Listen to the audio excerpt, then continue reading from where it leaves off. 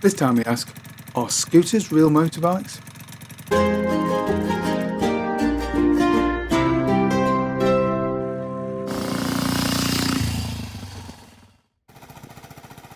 Now I know what you're thinking. You're expecting me to weigh in and say, scooters are not real motorcycles. And then there'll be loads of complaints, oh biker dudes, what do you know, you're just being nasty about scooters. This is not actually what we're going to be doing in this case.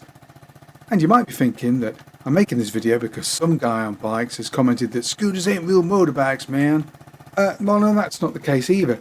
Actually, what really inspired me to make this video is that, rather mistakenly as it turned out, in one of my videos I used the word scooter and motorcycle in the same sentence.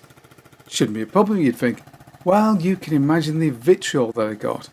And actually it came from an unexpected source. It came from a scooter owner who was absolutely determined to point out that scooters were not motorbikes. So of course I was like, well, it's got two wheels and an engine. But I didn't find this argument convincing at all. So it strikes me, being the analytical sort, that what we should do is try to clearly define what is the difference between a motorcycle and a scooter. So let's start with the Collins English Dictionary definition of a motorcycle. And it says it's a two-wheeled, or when equipped with sidecar three-wheeled vehicle, propelled by an internal combustion engine, resembling a bicycle, but usually larger and heavier, and often having two saddles. That's about it, that's all the help we're going to get from a dictionary. It doesn't really define either bike precisely now, does it? And in the main, I think you'll agree, this definition does fit for both vehicles.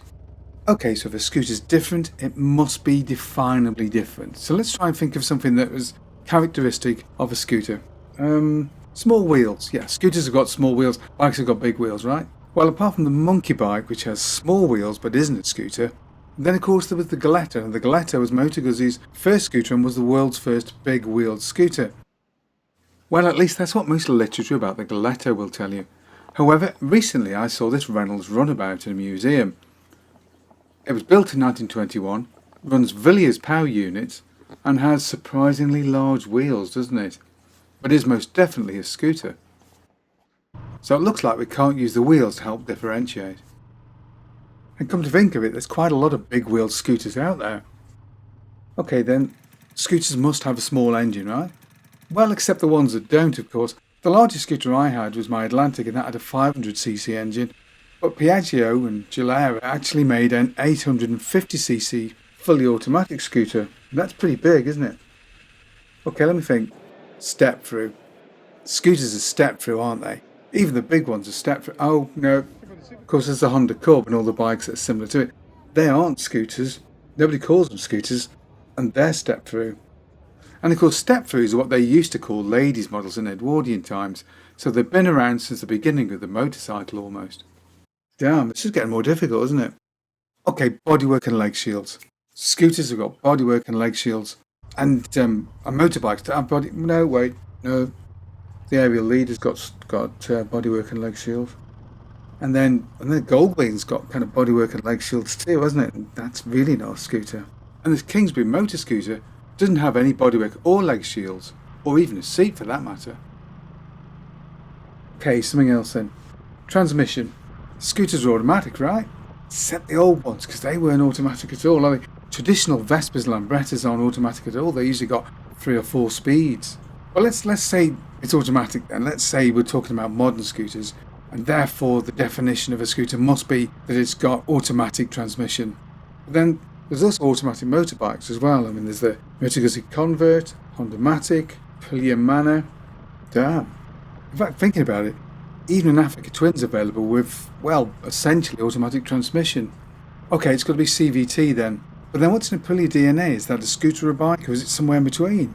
And then there's the Aprilia Mana. That's got an 850 V-twin engine, and it's got chain final drive, but at the same time, it's also got CVT transmission.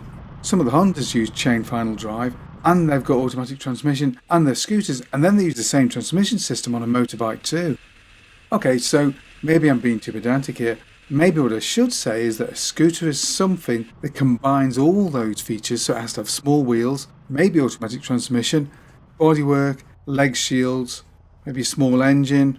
Yeah, so maybe we could settle on that. Maybe that differentiates all those things put together is what differentiates a scooter from a conventional motorbike. Except to do that would be ignoring Lambrettas and Vespers because they don't have automatic transmission, the traditional ones. And then the Galetto wouldn't be a scooter because it's got big wheels. And also hundreds of different models of scooter which had bigger wheels would be excluded. And a whole lot of stuff besides.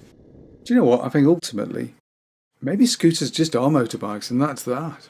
We may not like the look of them, might not like their small wheels, but maybe they just are motorbikes. They're just different than some other motorbikes. That's probably the easiest way to define it, isn't it? Plain and simply, they are motorbikes. And that's that. What do you think? Is a scooter just a different type of motorbike? Can you come up with a clear definition that somehow separates the two? Because in reality, I really can't. Because to do so would actually leave out an awful lot of machines on either side. So there is one thing I definitely would say. If somebody with no motorcycling experience came to me and asked for a two-wheel vehicle that would best suit their needs, I would definitely say a scooter. Oh, but why, I hear you say? Well, simply put, a scooter is the easiest and most user-friendly and approachable form of personal transport. Hands down. If you can ride a bicycle, you can ride a scooter. And you can learn all about roadcraft without having to worry about manual transmission and clutches. Don't believe me? Well, Marc Marquez started on automatic transmission mini bikes. And let's face it, he's pretty good. What other bikes or collections of bikes would you like to see us cover in a future video? Perhaps you've got a bike we can use to test drive. Either way, get in touch below.